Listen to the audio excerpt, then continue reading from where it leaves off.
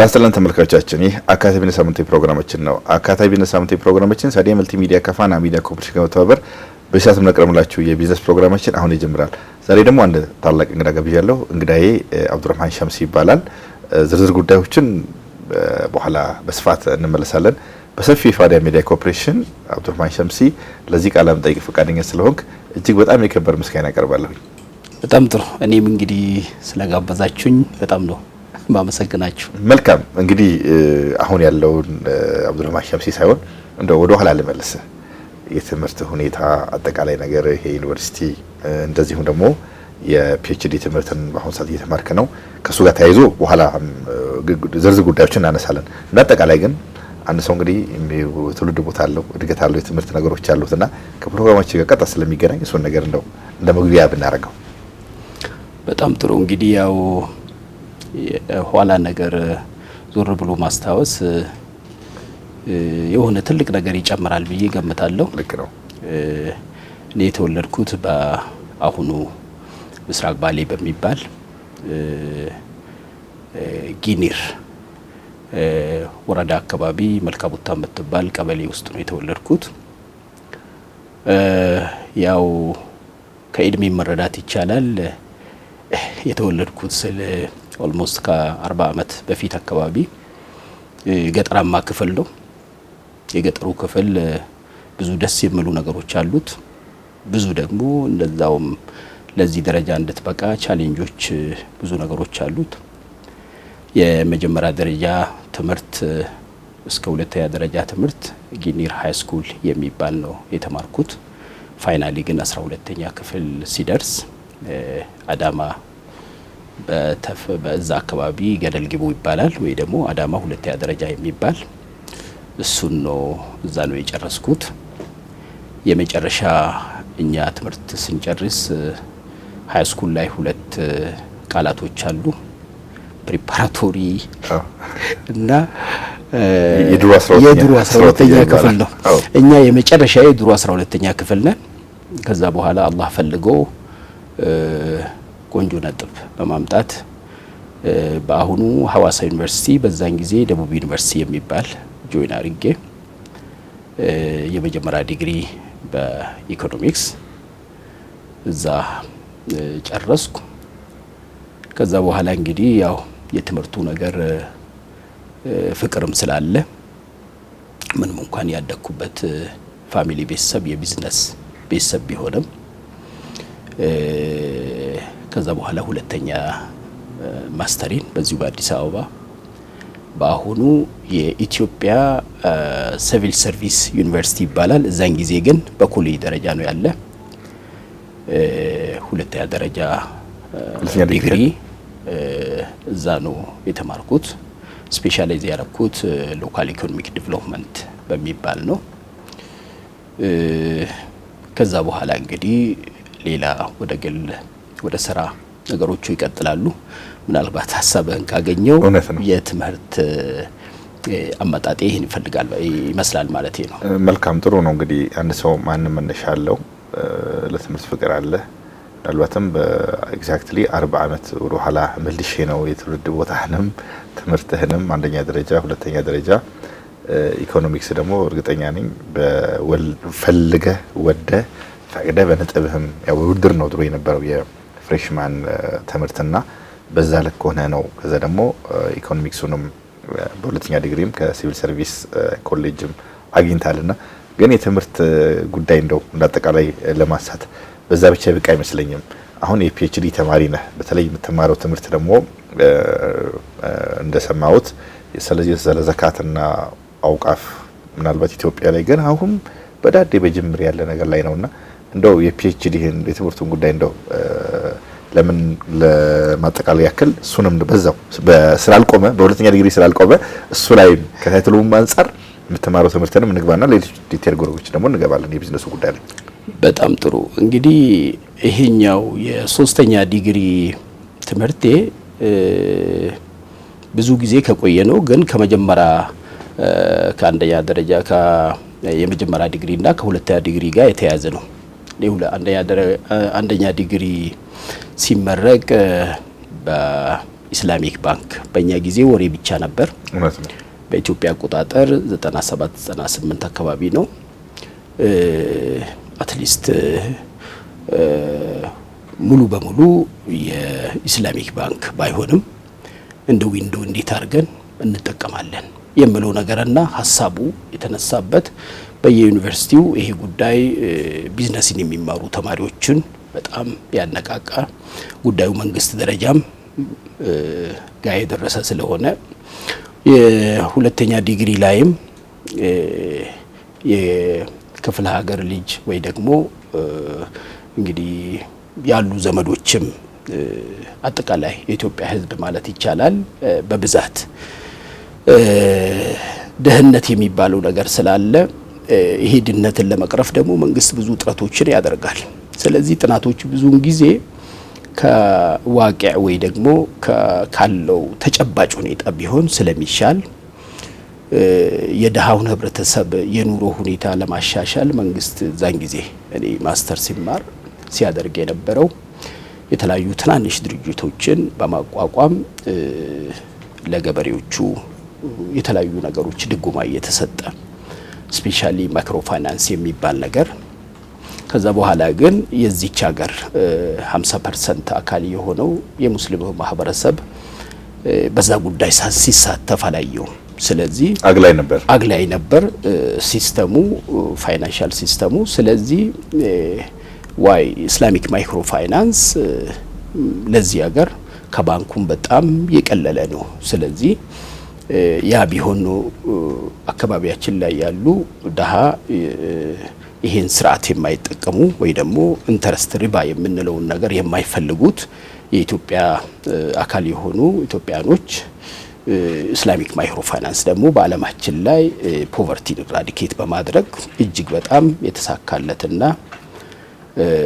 ይመስለኛል በዛን ጊዜ ፕሮፌሰር መሐመድ ኢድሪስ የሚባል የማሌዥያው በዚህ ጉዳይ ታውቆ እስከ ዓለማችን የኖቤል ሽልማት ድረስ የደረሰና ደሃው ማህበረሰብ እንግዲህ ይታመናል ከማለት እንደውም ያለ ማስያዣ ለምን አብዛኛው ጊዜ የኛ ሀገር ፋይናንሻል ሲስተም ሌሎቹን አግላይ የሚሆነው ኮላተራል ጉዳይ ሲነሳ ነው። ደሃው ኮላተራል የለውም።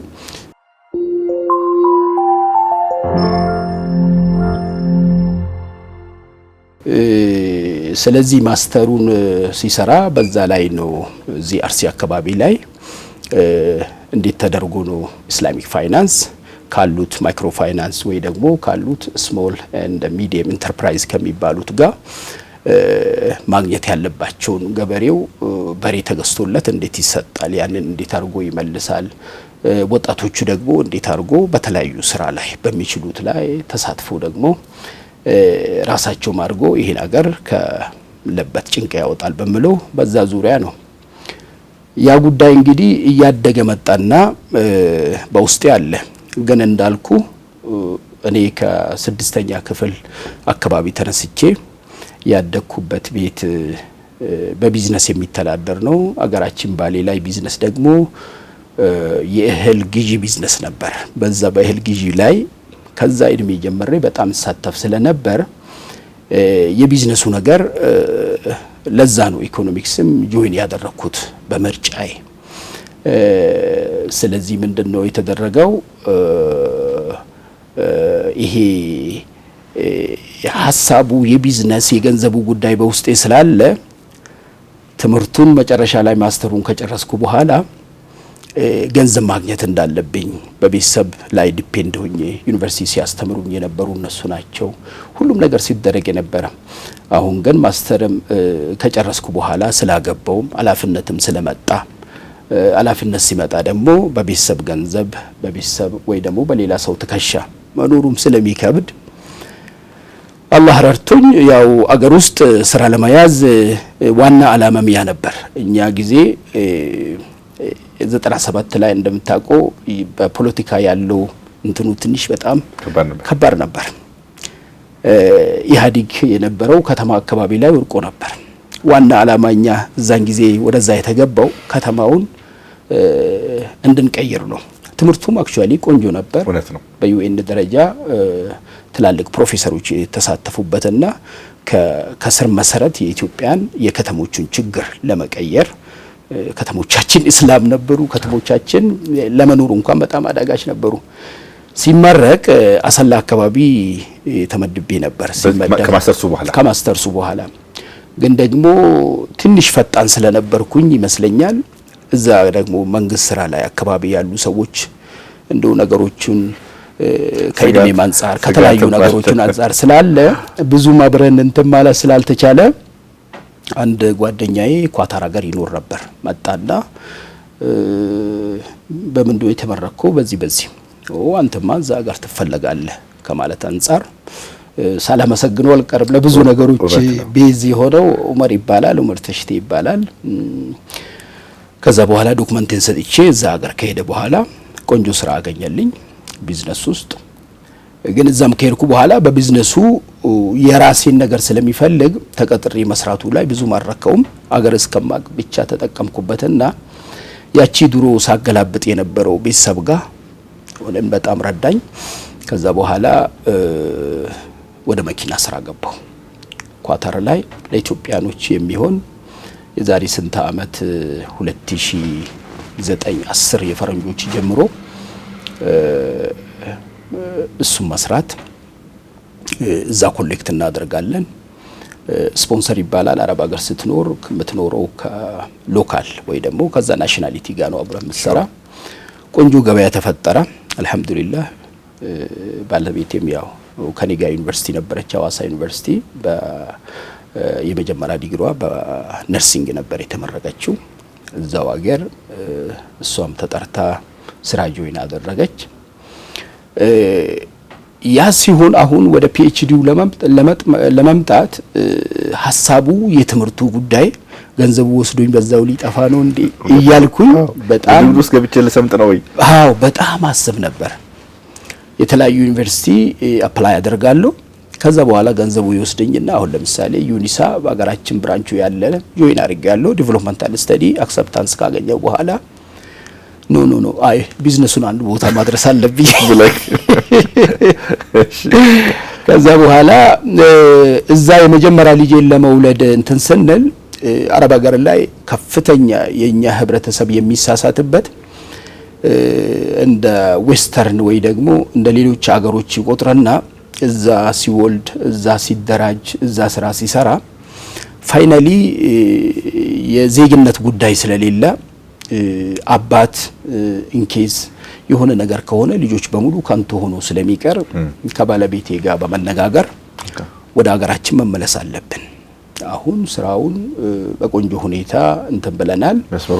የዛ ሀገር ቋሚ የስራ ፍቃድ አለኝ፣ ቢዝነስ አለኝ፣ ሾውሩም ከስፖንሰሪ ጋር ተስማማን። እሷም ደግሞ ካለችበት ሆስፒታል ከምትሰራ ልጆችን ባሳድግ ይሻላል በማለት ወደ ሀገራችን ወደ ኢትዮጵያ ተመለስንና ኑሯችን እዚህ ጀመርን።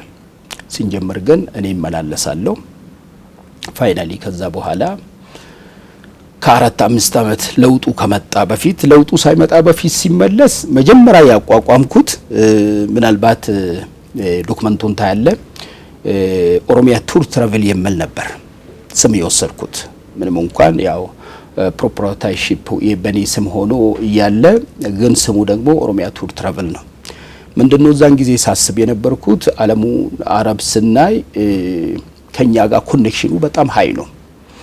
ሁለተኛ ጎረቤት ነው እንጂ ቶፖግራፊና የኛ ሀገር ኤንቫይሮንመንቱ የኛ ሀገር አየሩ የኛ ሀገር የተሰጠ ነው። ኢትዮጵያ አልহামዱሊላህ ረብል ዓለሚን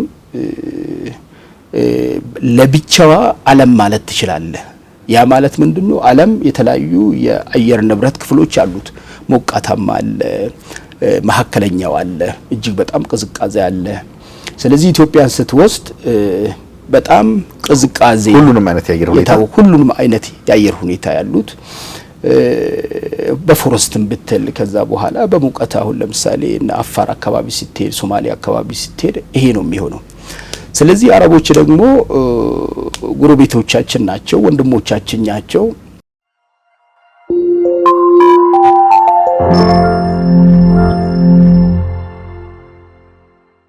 በረፍት ጊዜያቸው የአገራቸውን የአየር ንብረት አመቱ ሙሉ ከኖሩበት በኋላ ሌላ መቀየር ስላለባቸው ወደ አውሮፓና ወደ ተለያዩ ይሄዳሉ። ምንድነው ያሰብኩት እዛን ጊዜ ይሄ ቱር ትራቨል ሲቋቋም ሰው በራሱ ቋንቋ ሲሆን ደስ ይለዋል። ስለዚህ ስለ ኢትዮጵያ ጉዳይ በአረብኛ ቋንቋ ሰው በመቅጠር ቆንጅዬ ምናልባት ሲዲው እስካሁን ካለ እና ያለን በማዘጋጀት ይሄን ነገር እንትን ልናደርግ ነበር፣ ልናሰራጭ ነበር። እዛን ጊዜ የካልቸር እና የዚህ የቱሪዝም ሚኒስቴር የአፋር ዜጋ መሰለኝ ማን እንደሆነ ስሙን በደንብ ባላስታውስ አሚን ይሁን አሚን አብዱልቃድር እንደዛ መሰለኝ። ስለዚህ በዛን ጊዜ ከነሱ ጋር በመሆን መኪኖቹንም አስገብተን ነበር። ሆኖም ግን ስንሄድበት ጉዳዩ ትንሽ እዛን ጊዜ የነበረው የራስህን ፍላጎት እንደዚህ ለማድረግ ነው፣ እንደዚህ ነው ነገሮቹን ከአገር ጥቅም ጋር ሳይሆን ከጥላቻ ጋር ነገሮቹን ከሃይማኖት ጋር ነገሮችን ግለሰቦች ለአገራቸው እንዳይኖሩ የሚያደርግ አይነት ስርዓት ስለነበር አንደኛ ኦሮሚያ ቱር ትራቨል ሲባል በራሱ ትንሽ እንትን ነው። ሁለተኛ ደግሞ እኔ ሙስሊም ሲሆን ግንኙነቱ ከአረቦች አካባቢ ሲሆን ካልቸራሊ ነው እኛ ለምሳሌ ማያያዝ የፈለግ ነው። ሁለተኛ ደግሞ ከዩኒቨርሲቲ አንፃር እኛ ሀገር ላይ የሚጠኑ ብዙ ነገሮች አሉ።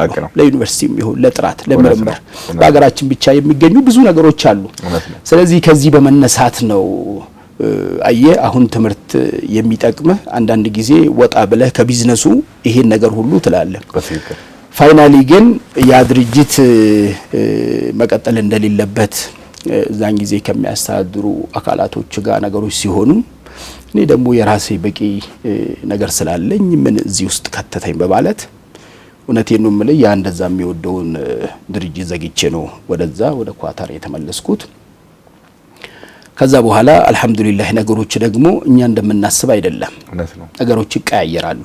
ባሉበት ሁኔታ ትክክለኛ የሆኑ ነገሮች ብቻ ይቀጥላሉ። ባሉበት ሁኔታ ትክክለኛ ያልሆኑ ነገሮች አይቀጥሉም። እውነት ነው። የጊዜ ጉዳይ ነው። አዎ የጊዜ ጉዳይ ነው። ስለዚህ ነገሮቹ ከዛ በኋላ ለዚህ ለአገራችን ለኢትዮጵያ አላህ ደግሞ ሌላ በር ከፈተ እንቅስቃሴ ነበር። ከዛ በኋላ ያለው መንግስት ወደ መቀየር በዛን ጊዜ በተቀየረ ጊዜ ወደ አገር አሁን ነው መስራት ያ ነገር ድሮ ያጣው ነገር እንግዲህ አሁን ከበረታ ለአገሪቷም ኮንትሪቢዩት ማድረግ ያለብህን እያረክ የራስ ፓሽን ደግሞ ያለበት ነገር አሁን ነው ከማለት ስለዚህ አሁን ከቱሩ ከሚጀምር አገራችን ውስጥ አስጎብኚ ድርጅቶች ብዙ አሉ። ብዙም ቢኖሩ ግን በኳሊቲ ደረጃ ደግሞ በጣም የሚጎላቸው ነገሮች አሉ። እኔ ግን ያው እንደ ተመላላሽ እና ቢዝነሴን እዚህ መጀመሪያ እዚህ ሀገር እንትን ቦታ ማስያዝ ስላለብኝ ሆቴል ላይ መሳተፍ ፈለኩኝ። አሁን እንግዲህ ፒኤችዲው ጋር ለመድረስ ይሄ ሁሉ እንትን ይሆናል። ስለዚህ ከዛ በኋላ ነገሮች በዚህ ሀገር ሲደረጉ ደግሞ ስርዓትን የተከተለ ነገር መሆን አለበት። ህጋዊነትን የተከተለ ነገር ሲሆን መጨረሻው ያምራል። በውጭ እንደመጣው የውጭ ጉዳያችን አለ። ከዛ ደብዳቤ መውሰድ ከኤምባሲ በመውሰድ ከዛ በኋላ ደግሞ ኦሮሚያ ዲያስፖራ አለ ከአሶሲዬሽኑ ከኢትዮጵያ ዲያስፖራ አሶሲዬሽን ይሄ ሁሉ ተደርጎ ከዛ ወደ ኦሮሚያ ኢንቨስትመንት ቢሮ በመሄድ መሬቱን እንግዲህ ጥያቄ አቀረብኩኝ የሆቴል። አዎ ግን መጀመሪያ ሳስብ የነበረው አዲስ አበባ ላይ ወይ አዳማ አካባቢ የሚለው አይነት ነገር ነው። ሐላልቱ ሆቴል ማለት ነው። አዎ ለምን የመጣውበትን ቦታ በብዛት የሐላል ስራ ስለሚሰሩ ያው ሐላል ኢንሴንስ እንመጣበታለን። ሌሎቹ ሰዎች እንደሚገነዘቡት ሳይሆን ያው ልክ እዚህ ላይ አሁን አካታች ምናምን ብላችሁ የጻፋችሁት ነገር ሳይ እንደዛ አይነት ነገር ነው እንጂ አንድ ሃይማኖት ወይ እስልምና ሃይማኖት ሐላል ሲባል የሚገናኝ ጉዳይ አይደለም መሰረቱ ከዛ ቢሆንም። ስለዚህ ከዛ በኋላ ደግሞ ያው እዛን ጊዜ የተቋቋመ አንድ የኦሮሚያ ቱሪዝም ኮሚሽን ነበር። እነሱ ደግሞ ቪዚት ኦሮሚያ እነሱ ደግሞ ልክ የኛን አይዲያ ይዞ ስለሚሄዱ ፕሮፓጌት ያረጋሉ። ኢትዮጵያ ውስጥ ምን አለ ማን ሆቴል የሚሰራ ከማጋ እንሆናለን። በዚህ መካከል የሀገራችን ሽማግሌዎች ወይ ደግሞ በዛን ጊዜ የነበሩ አገርንም ሲመሩ የነበሩ ጓደኞቻችን ስለነበሩ ከባሌ መጥቶ አስታውሳለሁ እኔ ጋር ቤት አረፉ ቡልቡላ።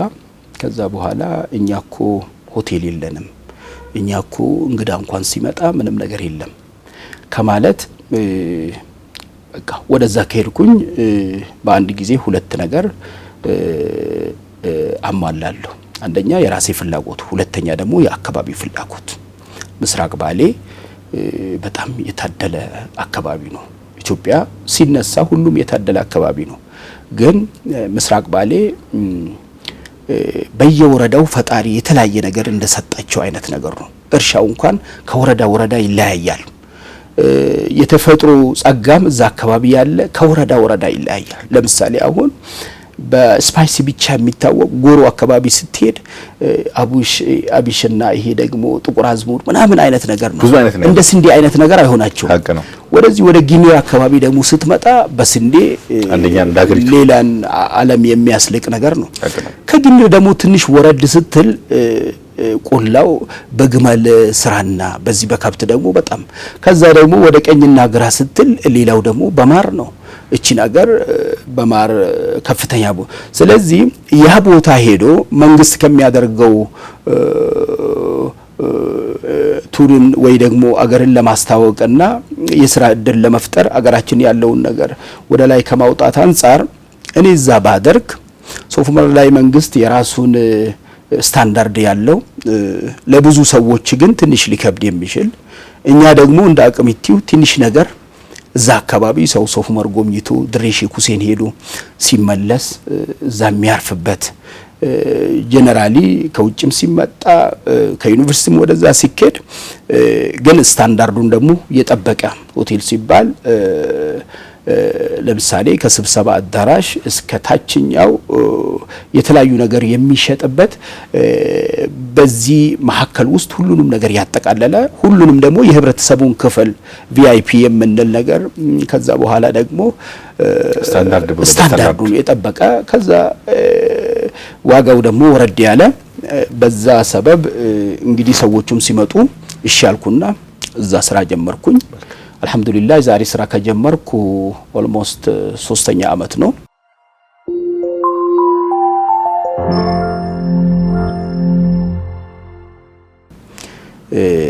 10,000 ሄክታር ነበር 10,000 ካሬ ሜትር ነበር የወሰድኩት በ1000 ሜትር ስኩዌር ላይ ያው በኋላ በእንትን እንደምታየው ከዶክመንቱ እንደምትረዳው 1000 የሚሆን ላይ G+4 ሆቴል እዛ ላይ ግንባታው አሁን ግራውንድ ፕላስ 3 ላይ ነው ያለነው። ይሄን እንግዲህ ያው የራሳችን እንትን አለ መች ነው የምንጨርሰው እንዴት ነው የምንጨርሰው አካባቢው ላይ አስፋልቱ ስላልገባ ልክ አስፋልቱ ሲገባ ከአስፋልት ጋር እኛ ደግሞ መጨረስ እንዳለብን ለምን ኢሚዲየትሊ አንድ ከተማ አስፋልት ሲገባ የኢኮኖሚ ሁኔታው በአንድ ቀን ይቀየራል። ስለዚህ ከዛ ጋር እየሄድንበት ነው ለጊዜው። አሁን ግን ስራውን አቁመናል። ለምን ከኮሪደር ጋር ተያይዞ የተሰጠ መንገድ ላይ ስለሆነ አንዳንድ ነገር ማስተካከያ እየተደረገ እኛም ደግሞ ሪዲዛይን እያደረግን ብዙ ነገሮች አሉት። ሆቴሉ ለልጆች መጫወቻ አለ። ሐላል ስንል ደግሞ ሴቶቻችንም ደግሞ እንግዲህ መዋኘት አለባቸው። ለነሱ ለብቻ ለወንዶች ደግሞ ለብቻ እንደዛ ስናደርግ ግን ነገሮቹ አሁን እንደምናወራ ነገር አይደለም። በዛ አካባቢ ላይ ኢንፍራስትራክቸሩ በጣም አስቸጋሪ ነው። ውሃ ራሳችን ከ7 ኪሎ ሜትር እየቀደን ነው የምናደርገው። ኤሌክትሪክ ጄኔሬተር አድርገን ነው እንትን የምናደርገው።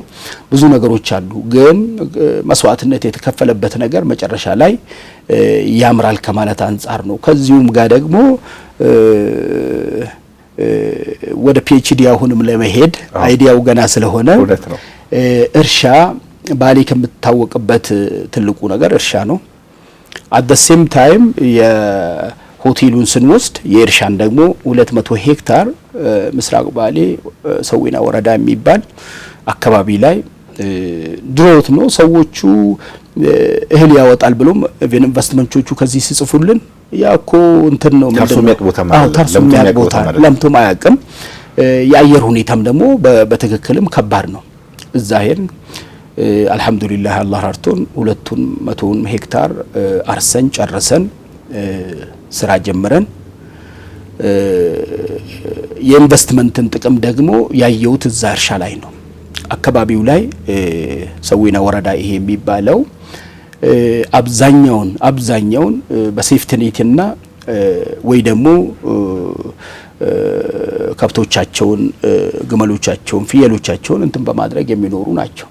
ከዛ በኋላ ይሄን ካዩ በኋላ ለካ መሬታችን ያወጣል ማረስ እንችላለን ይቻላል በማለት ዛሬ ግን 40-50% የሚሆን የኔ እርሻ አካባቢ የሚኖሩ ቀበሌዎች በሙሉ መሬት እንግዲህ ጠፍቶ እስከ መዋጋት እስከ ይሄ የስራ ፍላጎት ማለት ነው እንትን ይሄ ሆነ።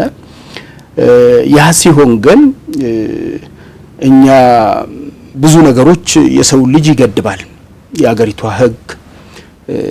ከዛ በኋላ ደግሞ እንደ ግለሰብ የራስ ሃይማኖት ከምታደርጋቸው ነገሮች ላይ ኢንተርፊር ያደርጋል።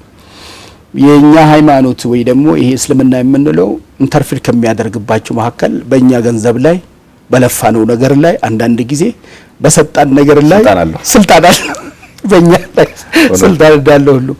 ስለዚህ ከመሬት ከሚወጣ ነገር ያገኛችሁት ምርቱ ደርሶ ፈጣሪ ዘንቡላቸው ፈጣሪ ሰላም ሰጥቷቸው አምርቶላችሁ ስትወስዱ እዛ አካባቢ ያለውን ደሃ ረስታችሁ ከወሰዳችሁ አደጋ ነው ስለምለን ወአቱ ሐቀሁ የውመ ሐሳዲሂ ምርታችሁን የምትሰበስቡበት ቀን የምርቱን ሐቅ የደሃውን ሐቅ የአላህን ሐቅ ስጡ ይላል። ያ የኢስላሚክ ፋይናንስ ላይ ከፍተኛ ደረጃ የደረሱ የሙስሊም ሳይንቲስቶች ይሄን ሁሉ በደንብ አርጎ ዲቴይል እንትን ስላደረጉት ከመሬት በሚወጣ ነገር በሁለት ይከፍሉና በመስኖ በኢንቨስትመንት ትልቅ ገንዘብ የሚፈስበትና አሁን ደግሞ እኛ እንደምናደርገው ሬንፌድ ወይ ደግሞ በዝናብ ብቻ የሚደረገው እኩል አይወጣም። ይሄኛው 10% ይሰጣል ማለት ነው። ስለዚህ የመጀመሪያውን በቪዲዮ ላይ ታያለ አሳየ እንደምታየው ወደ 200 ወደ 1500 ይሁን ምናምን ስናገኝ ወደ 100 ምናምን ኩንታል ደግሞ እንትን መውጣት አለበት ዘካው። አዎ ይሄን ግን ያው አገራችን ላይ የነበሩ ነገሮች እንደ ነጋዴ የምታስባቸው ብዙ ነገሮች አሉ።